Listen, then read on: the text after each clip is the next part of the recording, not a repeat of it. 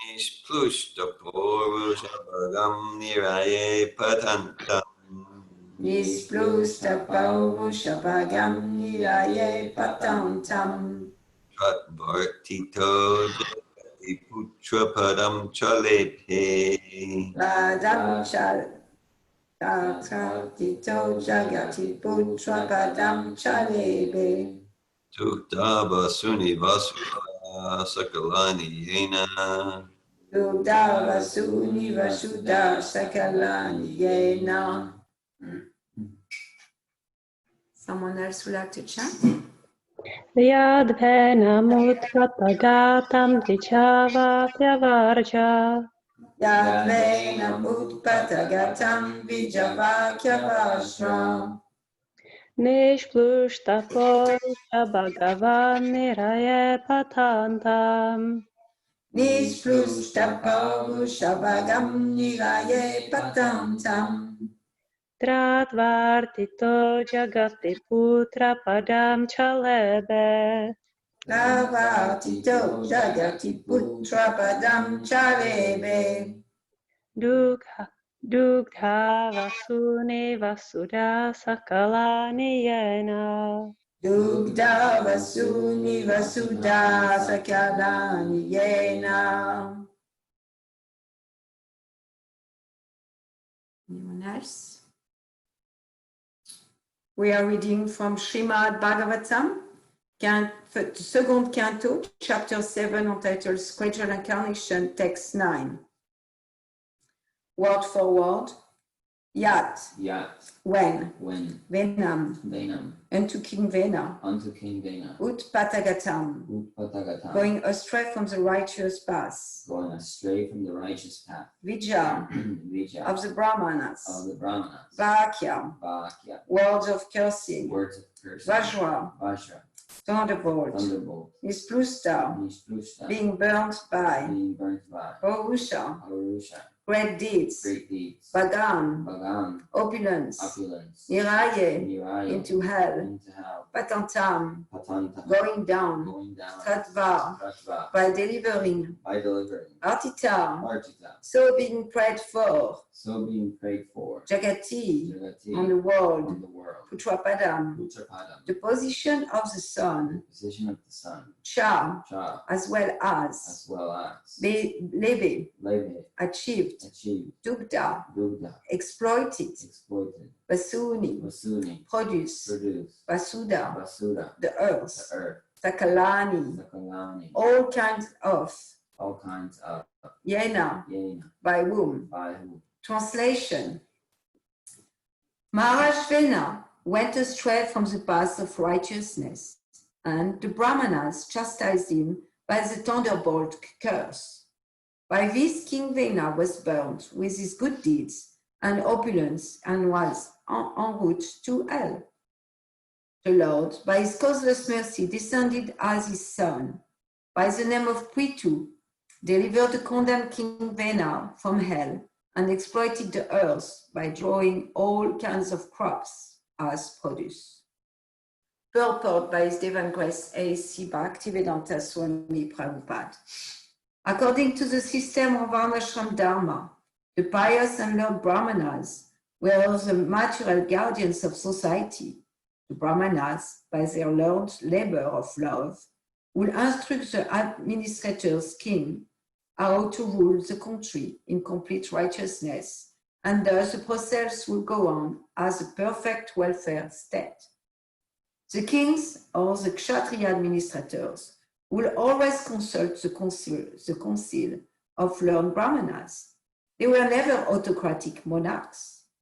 The scripture, like Manu Samhita and other authorized books of the great sages, were guiding principles for ruling the subject, and there was no need for a less intelligent person to manufacture a code of law in the name of democracy. The less intelligent mass of people have very little knowledge of their own welfare, as a child has very little knowledge of its future well-being. The experienced father guides the innocent child towards the path of progress, and the childlike mass of people need similar guidance. The standard welfare code are already there in the Manu Samhita and other Vedic literatures. The learned Brahmanas will advise the king in terms of those standard book of knowledge and with reference to the particular situation of time and place. Such Brahmanas were not paid servants of the king, and therefore they had the strength to dictate to the king on the principle of scriptures. This system continued even up to the time of Maharaja Chandragupta, and the Brahman Chanakya was his unpaid prime minister. Maharaj Vena did not adhere to the principle of ruling, and he disobeyed the learned Brahmanas. Broad-minded Brahmanas were not self-interested, but looked to the interest of complete welfare for all the subjects. They wanted to chastise King Vena by his misconduct, and so prayed to the Almighty Lord as well as cursed the king. Long life, obedience, good reputation, righteousness, prospects of being promoted to the higher planets, and being a great personality are all vanquished simply by disobedience to a great soul. One should strictly try to follow in the footsteps of great souls. Maharaj Vena became a king, undoubtedly due to his past deeds of righteousness, but because he willfully neglected the great souls, he was punished by the loss of all the above-mentioned acquisitions. In the Vamana Purana, the history of Maharaj Vena and his degradation are fully described. When Maharaj Prithu heard about the hellish condition of his father Vena, who was suffering from leprosy in the family of a Mlecha, he at once brought the former king to Kurukshetra for his purification and relieved him of all suffering. Maharaj Prithu, the incarnation of God, descended by the prayer of the Brahmanas to rectify the disorders on earth. He produced all kinds of crops, but at the same time, he performed the duty of a son who delivered his father from hellish conditions. The word putra means one who delivers from hell, called put, that is, a worthy son. Om Agyanati Merandyasya Gyanachala Shalakaya Chakshun Militanyena Tasmai Shri Gurave Namaha. I was born in the darkness of ignorance, and my spiritual master opened my eyes with the torchlight of knowledge. I offer my respectful obeisances unto him. Sri Chaitanya Malobhistam Shtapitam Yena Bhutale Swayam Kadamayam Datati Swapadantikam Vandeham Shri Guru Shri Yuta Padakamalam Shri Guru Vaishnavam Cha Shri Rupam Sagajatam Sagana Raghunatam Vitam Tam Sachivam Saiveta Savadutam Parijana Saita Krishna Chaitanya Devam Shri Radha Krishna Padam Sagana Laita Shri Vishakam Vitam Cha E Krishna Karuna Sindhu Dinabandhu Jagat Pate Gopesha Gopika Kanta Adakanta Namastuti Tapta Kanchana Gogi Adi Vrindavaneshwari Vishabhanu Sute Devi Anamami Yagi Priye Vansha Kalpata Rubhyacha Kripa Sindhubhya Vacha Patitanam Pavanebhyo Vaishnavebhyo Namo Namaha Jai Shri Krishna Chaitanya Prabhu Nityananda Shri Advaita Gadada Shiva Sadiko Bhavakta Vrinda Hare Krishna Krishna Krishna Hare Hare Hare Rama Rama Rama Hare Hare Namo Vishnu Padaya Krishna Prastaya Bhutale Srimati Bhakti Vedanta Swami Niti Namini Namaste Saraswati Devi Gauravani Pracharini Nirvasishya Shunyavadi Bhaskar Jatani Jai. Maharashvena went astray from the path of righteousness, and the Brahmanas chastised him by the thunderbolt curse. By this, King Vena was burned from his good deeds and opulence, and was en route to hell. The Lord, by his causeless mercy, descended as his son, by the name of Prithu, delivered the condemned King Vena from hell, and exploited the earth by drawing all kinds of crops as produce. Hare Krishna. So Srila Prabhupada starts with speaking about the Varnasrama Dharma. And the more I absorb myself in the Varnasrama Dharma, the more I feel it's such a beautiful system. Such an amazing system. How perfectly arranged that system is for different psychophysical nature and for purification of spirit soul in a human form. And specifically, Srila Prabhupada speaks about the Brahmanas and says about the Brahmanas, they are the guardian of society, they are the guardian of human society. And interestingly, they are the head of the Varnasrama and the ruler of the Kshatriya. So that's a very interesting balance of psychology.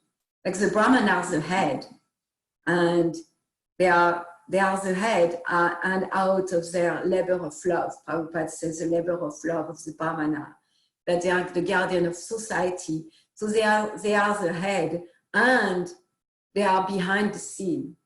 And the Kshatriya, who are administrators, they need that. They need to be rulers. They need to be in the front. And a righteous Brahmana, a righteous Kshatriya, will understand his position as ruler, as taking shelter of the Brahmana's dictation and guidance. So that's a really nice way to engage different psychology. Instead, there is people who need to rule. They have the temper to rule, to be leader. And so let them be in that place of leadership. Let them be in that place of ruler. And at the same time, for them to understand that the head of society are also learned Brahmanas is helping in their own humility instead of feeding the ruling is a natural way to use their propensities, their natural psychophysical nature, but instead of ruling in a way that supports the boosting of their false ego, it supports them to be instruments, to see their own nature as an instrument by the guidance of the Brahmana, who are the real head of society. So that's quite a very, very beautiful system. Very, very Chaturvarnya Bhajantimam, like Lord Krishna in the Bhagavad Gita said, he is the one, he's a creator. He's the creator of the Varnasrama Dharma. So it's perfection. It comes as a structure, a container for human being to peacefully fulfill the purpose of human life. The purpose of human life, like earlier in the Bhagavatam, we read that if we breathe just for sense gratification, then our lungs are no better than the bellow of a blacksmith. It's useless. It's useless to make money, to go to work, to maintain a family, to even pious activity, welfare activities are useless. They are no better than the bellow of a blacksmith, the lungs of a person who does all that, if it's not connected with self-realization, with serving the Supreme Personality of Godhead. So Krishna, out of his mercy, created a structure, like we like structure, like in the courses, Advaita courses, there is so much structure, and the structure is there to support the participant to feel safe, because they are received, they feel safe to really go deeper into themselves and free themselves from hurt and shame and guilt. They free themselves from fear. Because in that safe environment, within the structure, the container is there to create that safe environment. So similarly, Krishna, he gave us a very safe container a very safe environment for us to feel supported towards self-realization, towards fulfilling the ultimate goal of human life. So Prabhupada speaks about rulers, and he speaks about rulers, that the ruler in the Vedic times, they are never autocrats, meaning they never stand on their own, like, I know better, I know what needs to be done, I know how to rule. They are not standing on their own in that way, that they take shelter and receive guidance from the Brahmana, and then the Brahmana, they take guidance from the Supreme Personality of God. They are not independent either. It's not their own concocted knowledge. Like there is so many books, so-called spiritual books, where people, they are just coming up with some realization. And of course, we know those realizations come from Krishna. And they kind of concoct their own philosophy. There is so many crazy philosophy going around here, around humankind, about like upside down philosophy. Like it's good to do whatever your senses want to do, just do it, and that's self-realization. Or, you know, so many concocted desire to be God and desire to like philosophy about, you know, in a sense, like philosophy that lead ones to believe that, yeah, we are all one, so I can do whatever I choose. Usually those philosophy aim at sense gratification anyway. So the Brahmanas, they were not concocted anywhere, anything. The Brahmana doesn't, a real Brahmana doesn't concoct anything. They take shelter and they take guidance, full guidance from the rules, regulations that come from the Veda. And Prabhupada specifically speak about the Manu Samhita. Manu means man, mankind. And Samhita, it's like the law books for human beings. So in the Manu Samhita, it's a law book. It gave us all the way to behave properly in order to you know, for the kings to rule properly, to rule with the only aim of the welfare of the citizen. And what welfare of the citizen? What welfare of the citizen? That's so important to see, because if we look at the rulers, you know, one ruler after another, my sense is the most rulers of states on earth right now have no clue what ruling means. Ruling for what? To increase gratification of the citizen, to make sure they all have TVs, to make sure that they all have junk food, to make sure that they all, you know, enjoy and go to the casino. What's ruling? And this is the society as it is now in Kali Yoga. There is such a sense that there is no ruler, because the ruler have no sense of what ruling is about, like what they are supposed to rule, basically, where they are supposed to guide society, what it is to shelter society, sheltering from what, sheltering how, for what purpose. What means to create a structure for people to be safe from what? So here there is an example of one of those rulers, and who didn't care for the mass of people. It is said here that the mass of people don't really know what's right, what's not right. In the Bhagavad Gita, there's a Bhagavad Gita here. In the Bhagavad Gita, there is a verse that I really like. It speaks about how most people really don't know up from down, really. And we see that. We see how people have different value system, and their value system often are going against what's really supporting awareness and introspection. And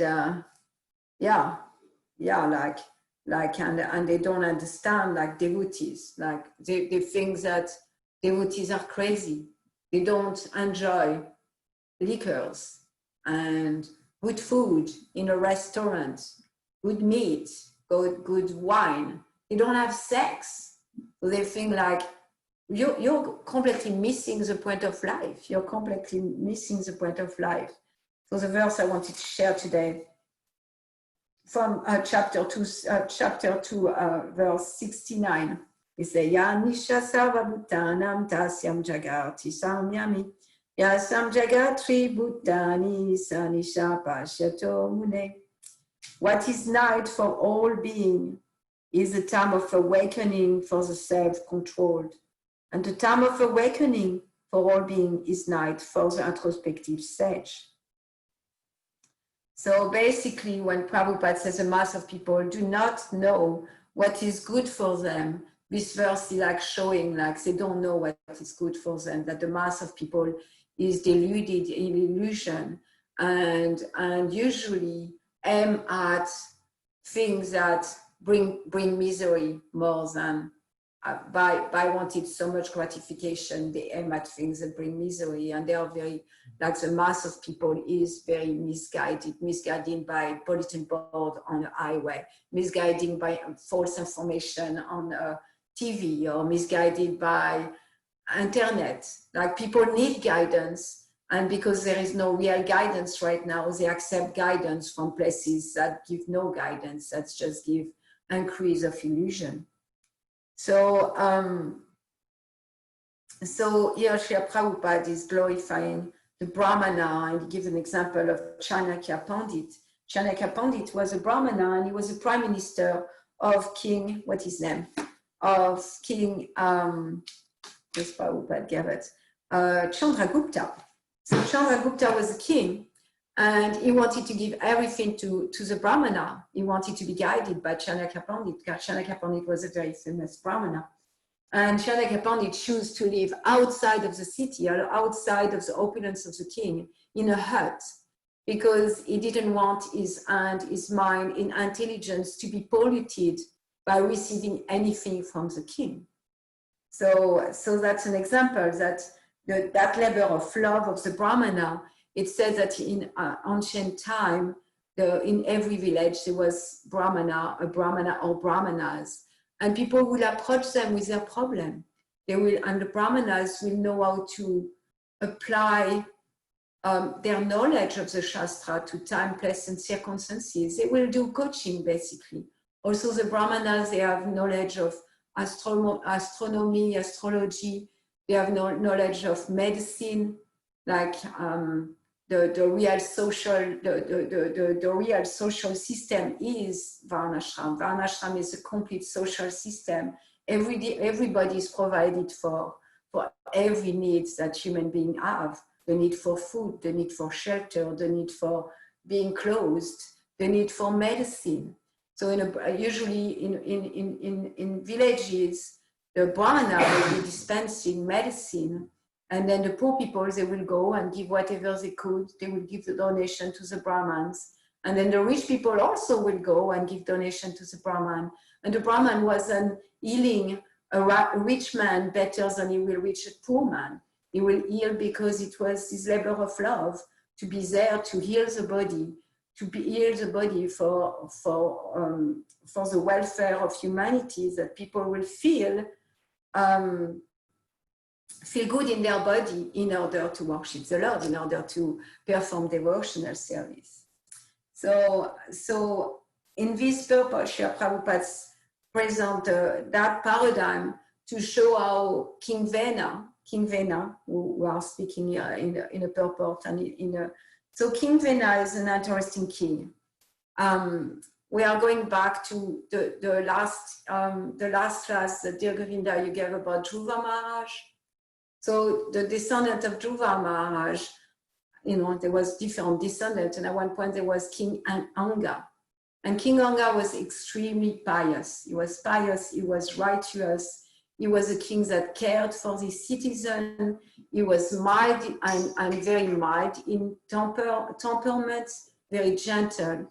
However, he didn't have a son. He wanted a son. Naturally, a king wants a son to take off the kingdom when he goes to the forest to retire. And he didn't have a son. And so he was lamented, he didn't have a son. And he went to the Brahmanas. And then the Brahmanas said, yeah, you don't have a son because even so in this life, there is no reason for you not to have a son. It's a curse to not have a son. And in this lifetime, the way you have acted it doesn't make sense that you will not have a son. However, because the Brahman knows astrology and they can read past, present, and future, they told him in your past life, you had some sinful reaction from your past lives that create you don't have a son in this lifetime.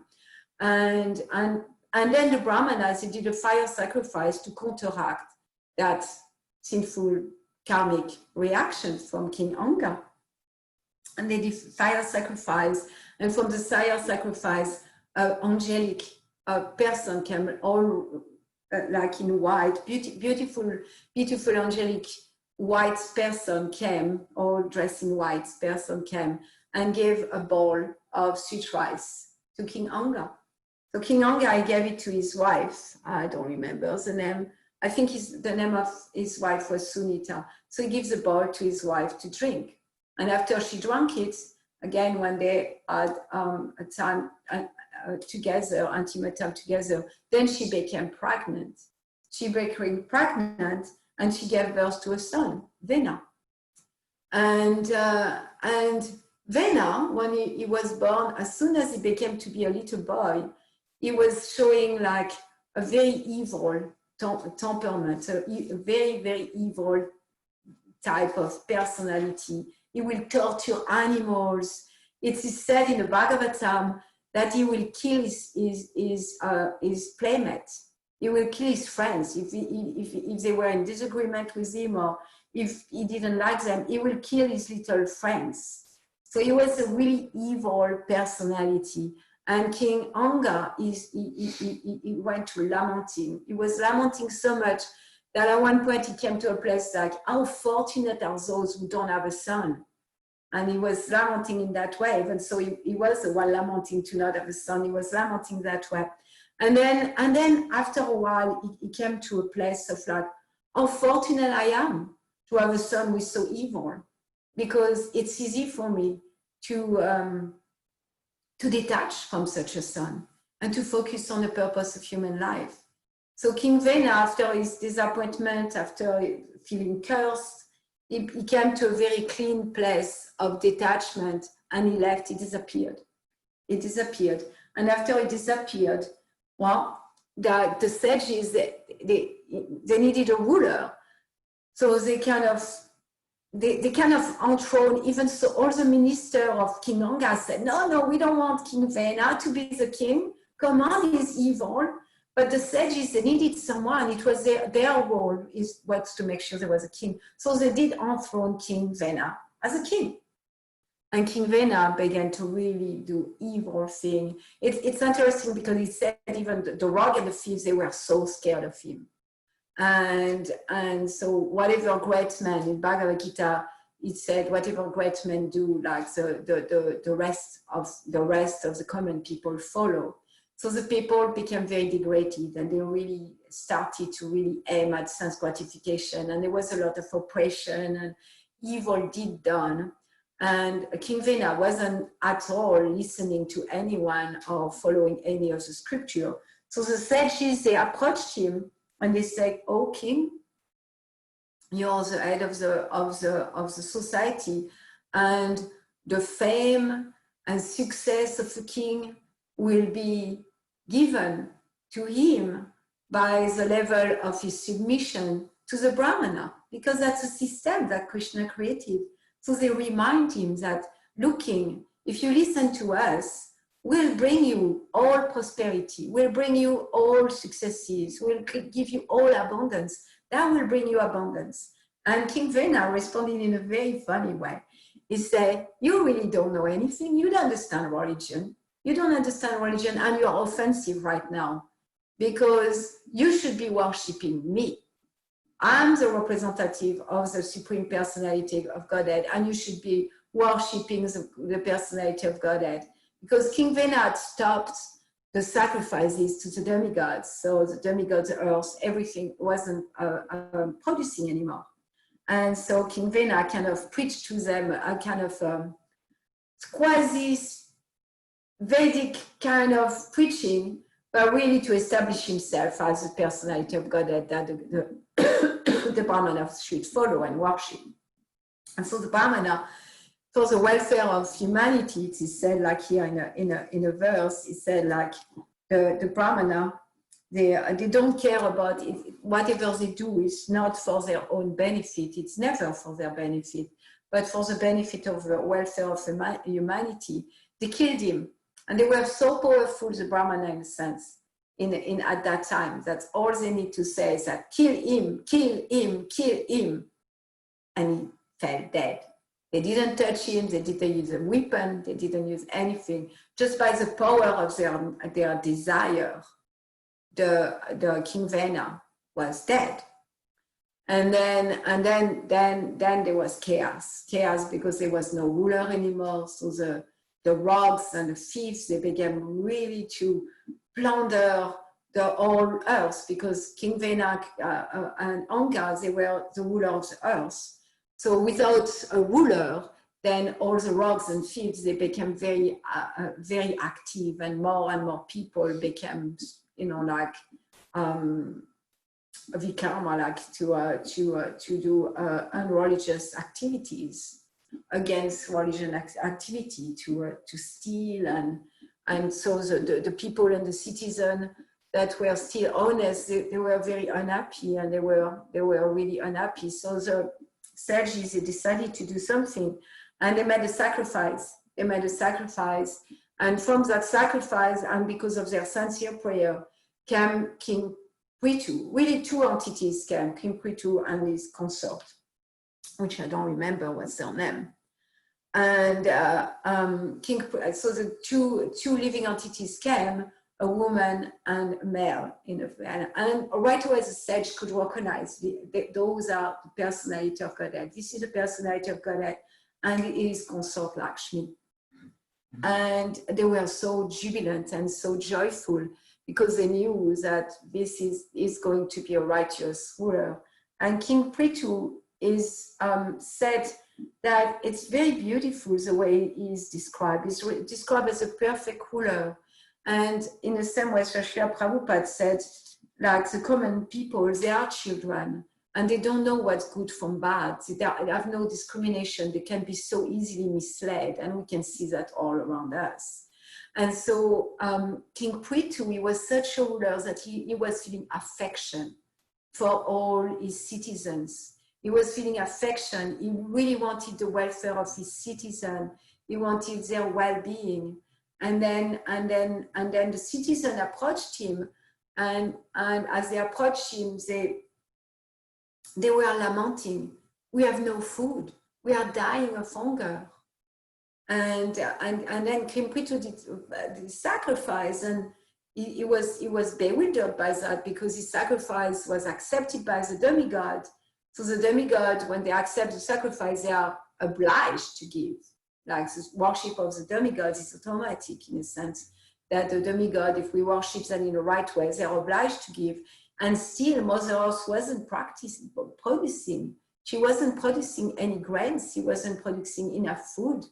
And so King Prithu became really angry at Mother Earth, and he was ready to kill her, until he understood that, and she shared that how she was hiding the grain within herself, because there was so much, people were using the grain that was made, given by Lord Brahma, given at creation, they were using it for sense gratification, for their own gratification. So Mother Earth, she was afraid of that, and she had eaten all the grain. And so, like when she saw Prithu, she was afraid of Prithu. And then what went on is that she allowed Prithu to milk her. And then that's what is described here in this verse, how in the verse it said, exploited the earth by drawing all kind of crop and produces. And it said, during the reign of King Prithu, the earth was bountiful. The earth was producing so much, and vegetable and fruits and stones and minerals and everything that Mother Earth was producing during the reign of King Prithu, because he was an incarnation of the personality of Godhead. And yeah, I'm going to stop here. I think I have spoken a lot. And yeah, there is a part about King Prithu, how, like, as a good son, he says, a good son, like Putra.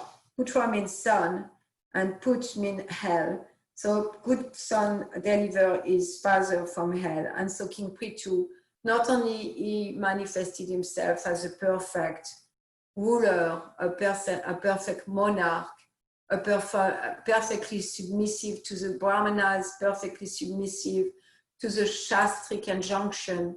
He also showed himself as a perfect son and delivered his very, very sinful father from hell. Something that's interesting both in the verse and the purport here is to see how King Vena became a king because of his good activities. So, and it is said, long life, obedience, good reputation, righteousness, prospect of being promoted to higher planet, and blessings of great personality are all vanquished simply by disobedience to a great soul. So that's the case of King Vena. He was a king, so in itself it shows good karma. To become the son of King Anga was good karma. It's explained though that the wife of King Anga was that a son usually take from the side of the mother. The son usually take from the side of the mother, and the mother, in fact, she was the daughter of death personified. So that's how King Vena kind of took his character from that side of the family. And so even so, he was a king and he had apparently a lot of righteousness and good karma to have that position. He also had something as part of his character that was evil. And his evil deeds led him to not obey the injunction of the Veda as given by the Brahmanas and the Great Soul. And so it shows here how, regardless what we do, if we disobey the order or the guidance of a Great Soul, then we may destroy a lot of our good credits. So that's a point that Srila Prabhupada makes that I found very powerful, because it's so exemplified by King Vena. But King Vena, he had so much going on for him, but as soon as he was disobedient to the Brahmana, everything was taken away from him, and he became, in his next life, he became the son of Mlecha, and he was affected by leprosy. So that's the hell into which he went. So thank you for listening. I'm going to read the verse again. Yad venan utpatagatam vijavagyavashra nisplustapaushu ushabagan niraye patantam pratvartito jagatiputra padam chaleve dubda vasuni vasuda sakalani yena. Maharaj Vena went astray from the path of righteousness, and the Brahman chastised him by the thunderbolt curse. By this, King Vena was burnt with his good deeds and opulence, and was en route to hell. The Lord, by his causeless mercy, descended as his son, by the name of Prithu, delivered condemned King Vena from hell, and exploited the earth by drawing all kinds of crops as produce. Hare Krishna. So we are continuing the spiritual incarnation, and today's incarnation we are speaking about is King Prithu. Any comment, question? Question. Yeah. So in the Varnashram Dharma, Varnashram system. Varnashram system.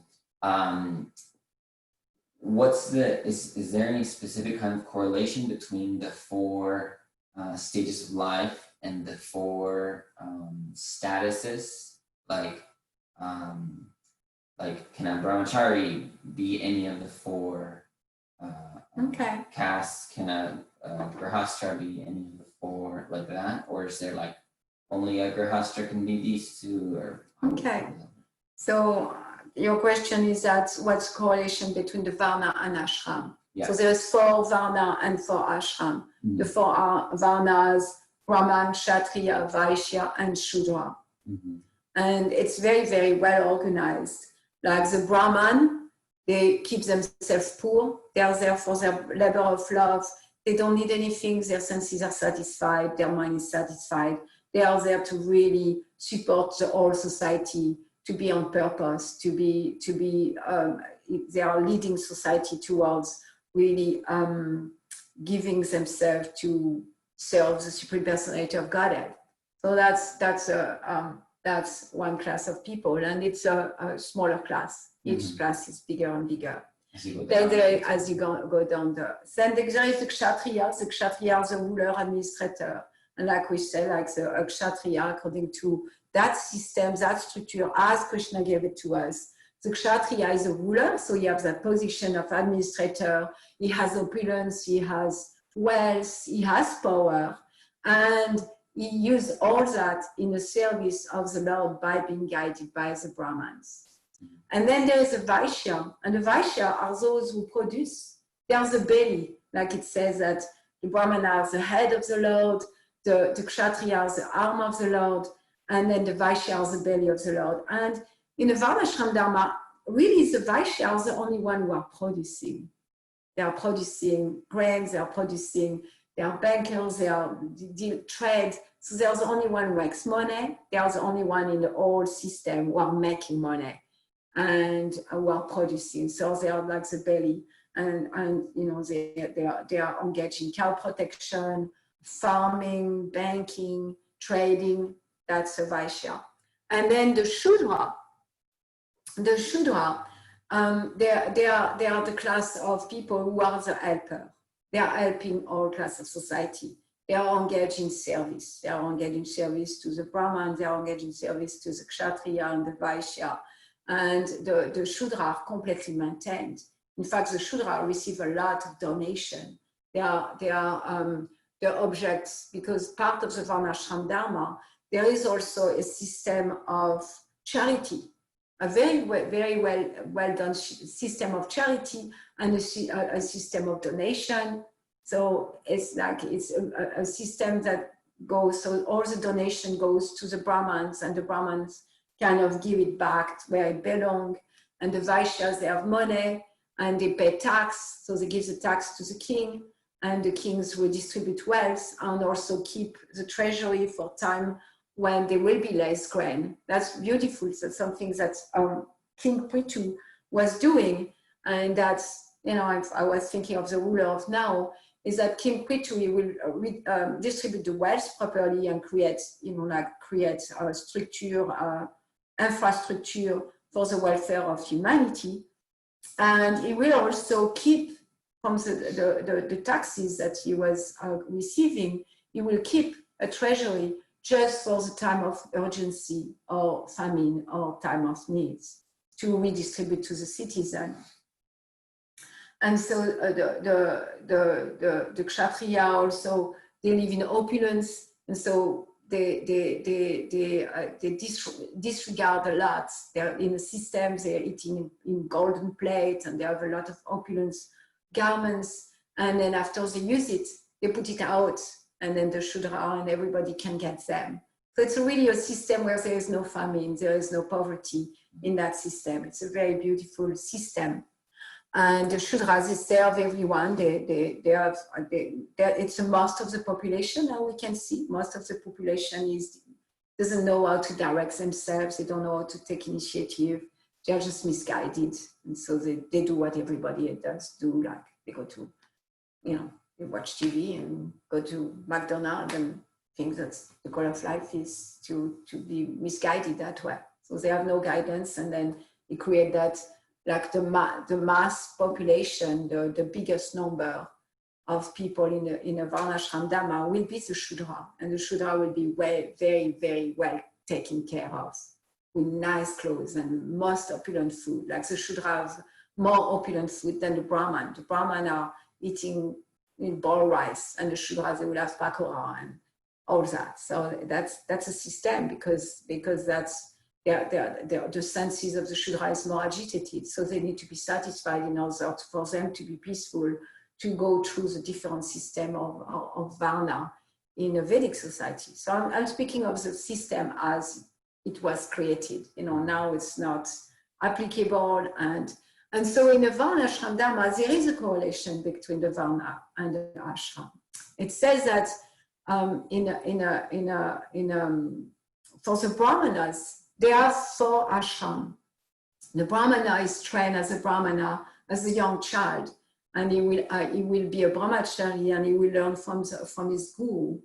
He will learn all the shastra. He will be very, very well educated, and then after his education, he will enter into the Grihastha ashram and continue austerity and penance, keep himself clean, simple, poor, and then after that go into poor, yeah. Even the as Brahmana will keep himself poor even as a Grihastha. He will continue to receive donation and give to not be entangled, like in material life. And then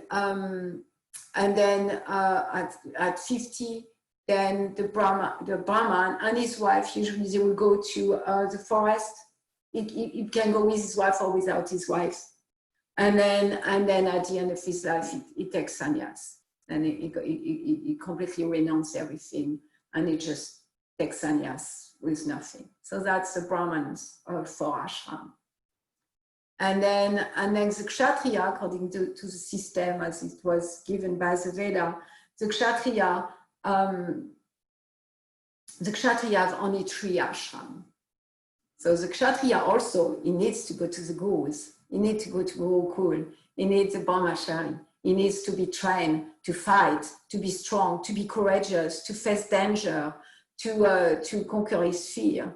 So that's his brahmachari training is a little different than the brahmachari training of a Brahman, and still aiming at using my psychophysical nature in the service of Krishna, fully using my psychophysical nature in the service of Krishna. And then the Kshatriya will enter for sure Grihastha ashram. The Grihastha ashram is a very important ashram in the Varnashram Dharma. It's an ashram where first it's the ashram of the Prajapati, where there is a very an important role to play in creating progeny, to give an opportunity for souls who want to continue their journey of self-realization to come. So it's so Varnashram. In the Varnashram, the Grihastha ashram is the Grihastha of the Prajapati, of service to God by having progenies. It's also purified, it purified through a lot of austerity and sacrifice and responsibilities. So Kshatriya definitely get married and have children. That's different, part of their duties. And then Kshatriya will go to the forest and renounce everything and take Vanaprastha. But really in ashram, there is no sannyas ashram in the Kshatriya Varna. Well, what's the difference there? Like if they're going to the forest, what's the difference exactly between Vanaprastha and sannyas? Vanaprastha, he goes to the forest, he renounces, he eats roots and berry, and he can be with his wife or not. And then sannyas, he has like the sannyas, as I understand it, there is like a complete surrender, complete surrender, and giving himself to Krishna's desire. Krishna's desire maybe to preach, Krishna's desire and the sannyas doesn't even take care of the sustenance. He's not having, like in the Vanaprastha, there is still harvesting berries and roots. In sannyas, the sannyas doesn't take care of anything concerning the body anymore. He just gives himself fully to service to the Lord. And he may be fed, but he's not taking care of these sustenance, like that. And then in the Vaishya, the Vaishya, they also go to the Gurukul. They also are brahmachari. They learn good manners. They learn how to be good citizen. They learn to be honest. They learn. It's like a building up of a character, and also using, of course, their psychophysical nature, which is of trade and money and all that in the service of the Lord. And then they take Grihastha ashram. They enter the Grihastha ashram. However, according to the way the system is created, the Vaishya don't go into Vanaprastha and don't go into sannyas. Mm-hmm. And I can see that, like I've been a devotee for so many years, and I can see some devotees naturally after Grihastha ashrams, they feel like going to the forest, not literally, but more renouncing, going back to preaching, going back to giving everything to Krishna. And I can see certainly that some devotees, they stay in family lives, they stay involved in family life, like if it's not the children, it's the grandchildren and the great-grandchildren, and they are really completely involved and continue their dharma through the Grihastha ashram. Mm-hmm. And then for the Shudras, there is no brahmachari, there is no training. The Shudras, they are not educated so much. They don't like education, they are not attracted to education or knowledge. And so the Shudra, they will have only one ashram, which is the Grihastha ashram. And a few, last week maybe it was, when I was giving class about Narayana Rishi, I was speaking about how in Kali Yoga, everybody is a Shudra. Now, there is no qualified Brahman, there is no qualified Kshatriya, there is no qualified Vaishya. So like in Kali Yoga, everybody is born a Shudra. We can elevate ourselves, like right now we are elevating ourselves, we are speaking Bhagavatam, we're reading Bhagavatam, we can develop the qualities of Brahmans, like cleanliness, austerity, simplicity, honesty, we can that, but we are all born Shudra, and to understand that. And most of us, we didn't get the training of real knowledge, we got training of the Asuras, how to make more money, to gratify ourselves, how to have sex, how to indulge ourselves in so many ways. So that's the training we got, because there was no training of real knowledge in our childhood or even our youth for some of us. So the Shudra, and we are all born Shudra, their purification and their only ashram is the Grihastha ashram. So to me, it shows how the Grihastha ashram is so important, because most people are going to get their purification, get their realization, get their austerity, sacrifice, sense of responsibility through the Grihastha ashram.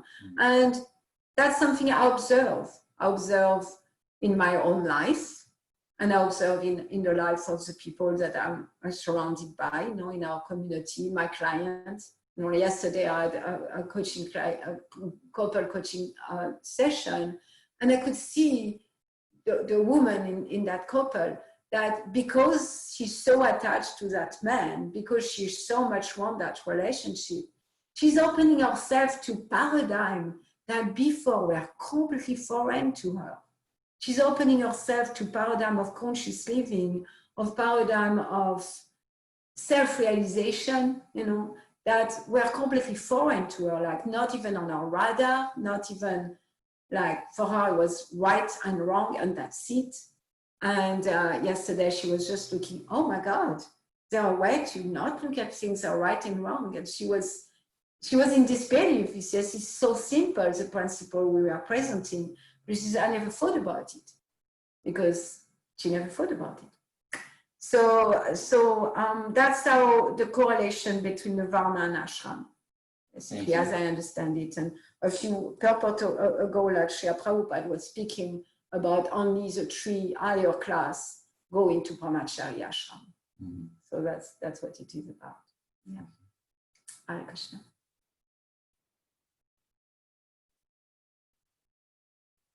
Anything else? Question, comment, challenges? George? Hare Krishna, Marian. Thank you for class. Hare Krishna.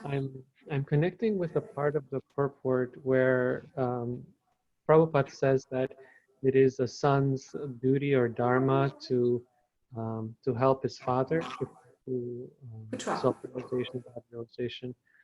And I understand that largely that involves watering the root of the tree, serving Krishna, becoming our like ourselves as children, self-realized. But I was wondering, and I can open this up to you, Jira Govinda, anyone who might say, in your experience with the Krishna consciousness movement and all the books and literature that's been published, is there a particular book, like one of Prabhupada's books, I don't know, like Beyond Birth and Death or Science of Self-Realization, Easy Journey to Other Planets, is there a specific book that um, people have mentioned to you um, has been a very nice segue or easy approach to offer a father figure, as far as like, hey, there's I don't know, a nice book I read or something to kind of introduce them maybe to some of these concepts that we're sharing. Yeah. You want Dear Govinda to respond? No, you can respond in your experience also. Like, if there is there any book that has Yeah. come like to mind or when you think about it? Mm-hmm. So you're looking at the part of the purport of Putra. The responsibility of the son is to deliver his father from hellish condition. So you're looking, okay, well, I know that by me really endeavoring to free myself, to endeavor to purify my existence, and by practicing myself, I already affect my parents. And also, can I do that directly by offering a book that will connect with my father? It seems that's what you're asking. Mm-hmm. Yeah, like something, not necessarily like Bhagavatam or right to the Gita, some like one of the smaller, more like, Yeah. like My response to that is that it's really like, I don't think there is one book for all the father. mm-hmm. There is a book that's going to connect with each father. Yeah. Like, I know my father, he really read the Bhagavad Gita, and I could see he really read it.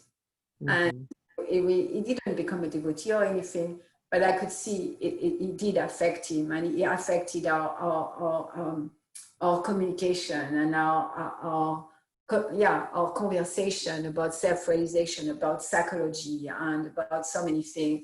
And I do believe that it helped him at the end of his life. Mm-hmm. And like, if you have a father that's more inclined towards science, maybe there is like Easy Journey to Other Planets. And maybe others, if you have a father that's more inclined to oneness, philosophy, or intellectual, like this kind of philosophy, then Shuja Upanishad will be a good book. And the Beyond Birth and Death, I know I had the Beyond Birth and Death when I went to my mother's house in November. And it was funny because the French one coming back, well, there was coming back, but there was also Easy to, like, anyway, I put it, I had a desk and I was putting the books there. And the picture of the French book, and my mother is really like against Krishna consciousness. She thinks it's a cult. She thinks it's terrible that her daughter have been doing that. On one hand, she thinks that. On another hand, now that it's many years, 30 years that I'm practicing, she's coming around a little bit. She can describe me as a person of God, which is amazing. So she's coming around somewhat. But, coming around in a way like, yeah, I love God and I give myself to God, but that Krishna consciousness thing, like that. But that picture, there is an old man entering a door and there is a little child coming out, like that. Like a very beautiful picture. And I never seen it on other books than the French book. I think it's coming back. Book. It's not Beyond Birth and Death. It's coming back, and And my mother, she saw that book and she said, the day her husband died about a year and a half ago, that same day, a grandchild of her was born. Happened like that. And so when she saw that picture, she became really curious about that book coming back. And I left it with her. I said, well, why don't you read it? And I never have chosen that book for her. So what I want to say here is that there is a lot of small books, and maybe becoming familiar with those small books will help you to understand the psychology of your father, of what will like connect with your father or another father or someone. But to really, I don't think there is one book that can be given, and there is many books that can be given according to like meeting the person where they are, seeing the world from their perspective, and from that, seeing the world from their perspective, understanding what books will be a match for them, and maximizing the chance that they are going to be impacted by it, and maximizing the chance they will read it. I still have hopes that my mom will read that book because of that picture. That picture led us to speak about karma. She was open to karma. Not have been open to karma 20 years ago, but she was open to speak about it. Because she saw that picture, and then we started speaking about karma. And it was really a surprising moment with my mom. That's what my mom is most of the time. However, yeah, it was brought about by this book. Thank you, Maria. I appreciate very much that. It sounds like maybe spending some more time and effort into getting to know my father, and also reading myself the smaller books maybe, and seeing what really connects, and also just waiting for God to create an event or something like you were sharing. It's just maybe listening with an open mind and also kind of getting to know him better. This is very helpful. Thank you for your sharing. Yeah, and 30 years ago, I would not have had that connection with my mom. You know, she's 86 now, I'm 58. So there's an opening, but it wasn't there. She had some Pashadam. She said many times Krishna because she had no choice. Oh, you're a Krishna. Or even with anger, she said Krishna, but every time she purified her heart, so much so that she can land after many, many years, land in that conversation. So it didn't happen overnight. Yeah, and I appreciate very much for sharing. Thank you. Hi, Krishna. Hi, Krishna. Dear Govinda, you would like to add something? Well, I really appreciate your response. So, yeah, it says like there's Sri Upanishad. Someone's maybe interested in spirituality, but not so much personalism. And there's perfect questions, perfect answers. It's in question response format. Prabhupada with his disciple Bob Cohen, Brahmatirthas, he was coming. It's question answer. There's science of self-realization, and in the past, because I kind of read a lot of the small books back in the 80s, in my early days in Krishna consciousness when I was in Israel, and then in the past 3-4 years, I kind of went back to them for the first time. I've been reading Prabhupada's, let's call it major works, over and over in those decades. And it's been very enriching for me, and it helped me, and that process has helped me to kind of get more realization about kind of which small book or books might be appropriate for who. And yeah, as you were emphasizing, Malini, it's a very individual thing. Because even this thing of like fathers or mothers, well, okay, now, Ramachandra's not here, but I know like his father and mother, they were chanting Hare Krishna, right? So like there's like different generations, more and more fathers and mothers of those who become devotees. They were into yoga, or maybe they were chanting Hare Krishna. So the times are changing. I have some of you have heard me tell it's a very special story with George. You specifically mentioned Beyond Birth and Death. So in early 2010, my mother passed away at at Abington Hospital in Jenkintown. I think that's where you did some internship, George, or something like that. Yeah. It is, yeah. So my mother passed away because there was kind of like a hospice wing of Abington. The staff was very good. They treated her very well. And so my sister called, and I got up there to Abington Hospital, maybe 3 days. Well, we didn't know how long it would be, but I just got to the hospital, saw my sister, and I just camped out at the hospital. My mother lived maybe a 10-minute car ride away, but I stayed overnight. I fell on some sofa like that. And then for those 3 days, my mother was chanting, and she was hearing Prabhupada chant, hearing me chant japa.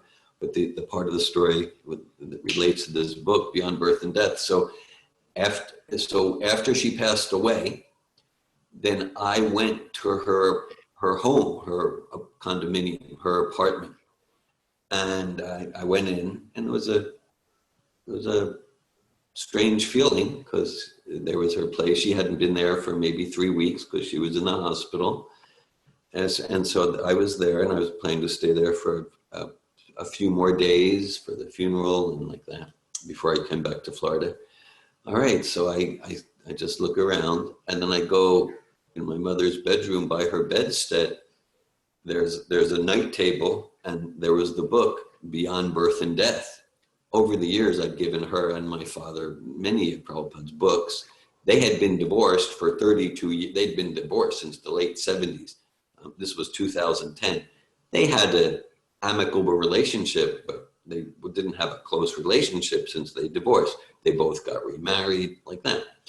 Anyhow, so they were on her bedstead right there. The book was Beyond Birth and Death. And there were all sorts of notes. There were all sorts of notes in there. And I could see very clearly those notes were the handwriting of my father. I mean, it was clear. I mean, I did talk to him about it later, but I didn't need to talk to him. It was the handwriting of my father, which I knew well. And they were they were quoting Prabhupada. What does this mean? So in my mother's last days at her home, she was with my father.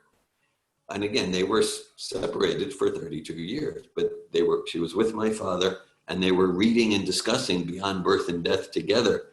So that particular small book, that was very powerful to bring Gert and Jules together after 32 years. It was amazing. So thanks for the opportunity. Thank you, David. That's very inspiring to hear. Hare Krishna. And just to give a bit of context, because Malini shared that her mother was against this and that, as most of you know. My parents were even more against. They physically kidnapped me. So it's a real story of transformation that Hare Krishna. Hare Krishna.